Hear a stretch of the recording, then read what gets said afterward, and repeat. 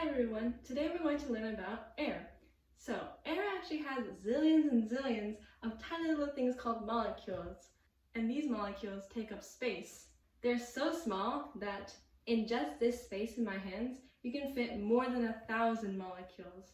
It's pretty small, right? Try blowing on your hand. Feel that wind? That's actually all the air molecules bouncing off of your hand. Cool, right? Even though you can't see them, you can still feel them.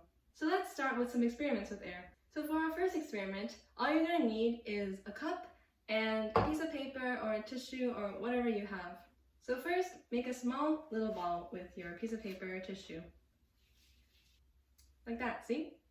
Then put it into your cup. Now we're going to try to blow into the cup and see what happens.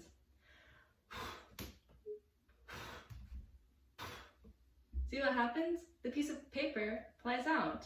This is because when you blow into the cup, you're blowing all of the air molecules into it.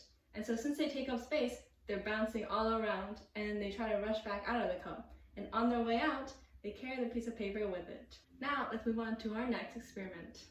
For this experiment, all you're going to need is a piece of paper. So what we're going to try to do is try to make this paper fly. Now, how can we do this? We can probably blow under the paper, right?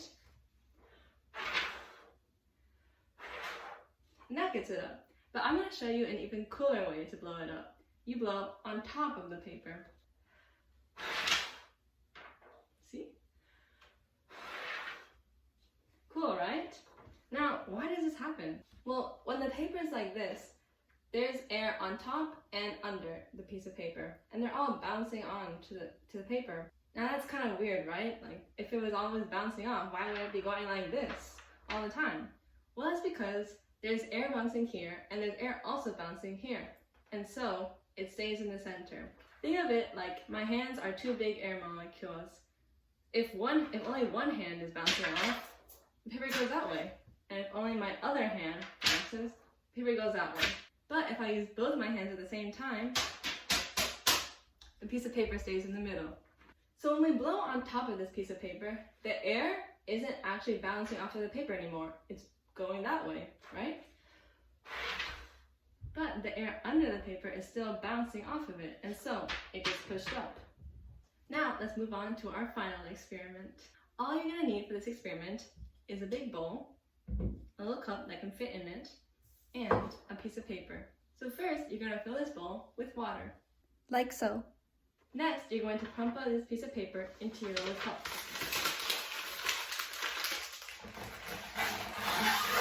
Make sure it's smushed all the way down, like this. And now we're going to put this cup into the bowl of water.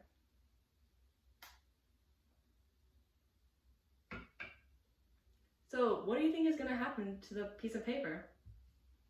Do you think it's going to get wet? Or do you think it's going to stay dry? Well, let's find out.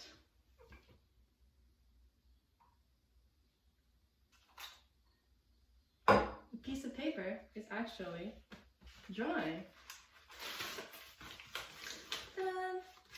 Now, why do you think this happened? It was in the water. This is because there was air in the cup.